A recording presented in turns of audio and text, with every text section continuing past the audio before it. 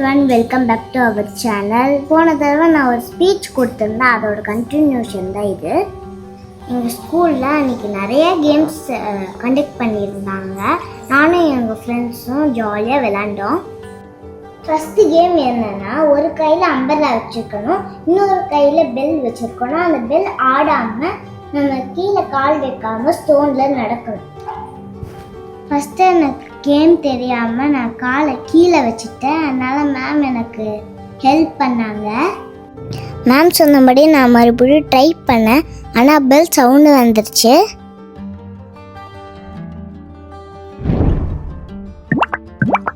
நானும் எங்கள் ஃப்ரெண்ட்ஸும் ஹாரர் ரூம் போனோம். அங்கே அக்கா அதனால் பயமுறுத்திட்டு இருந்தாங்க, அதனால் பாதியிலே வந்துட்டான்.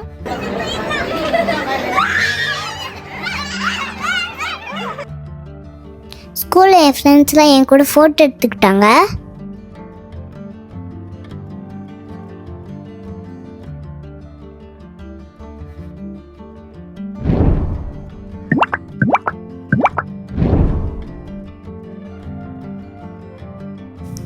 அடுத்த கேம் ஃப்ரூட்ஸ் அண்ட் வெஜிடபிள்ஸ் வச்சுருப்பாங்க.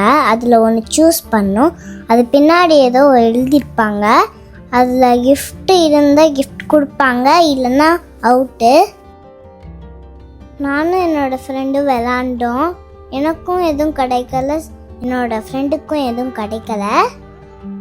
சரி, ஓகே, நெக்ஸ்ட் கேமுக்கு போகலான்னு போயிட்டோம்.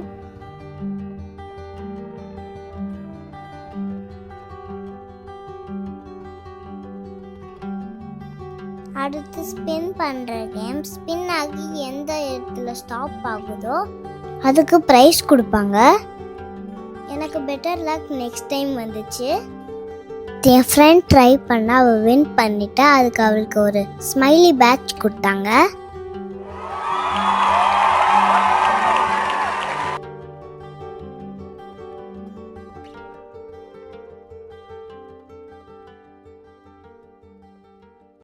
அடுத்து நான் ஃபீல் பண்ணுவேன்னு எனக்கு ஷேர் பண்ணா, இல்லை வேணாம் நீயே வச்சுக்கோன்னு சொல்லிட்டு நான் வாங்கிக்கல.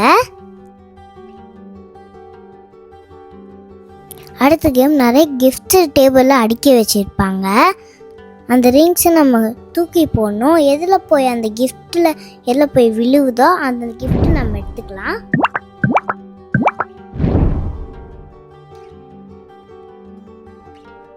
கடவுளை இதாச்சு ஜெயிக்கணும்னு நினச்சேன், ஆனால் டேபிளுக்கு அங்கே பக்கம் போய் விழுந்துருச்சு.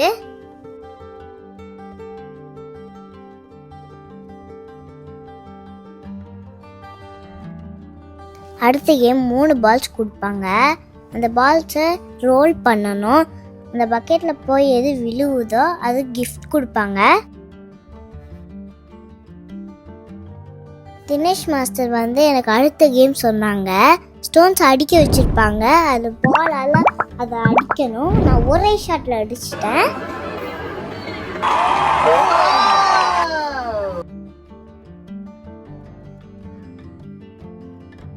ரெண்டு பாக்ஸில் ரெட் அண்ட் கிரீன் பால்ஸை ஷஃபிள் பண்ணி வச்சுருப்பாங்க.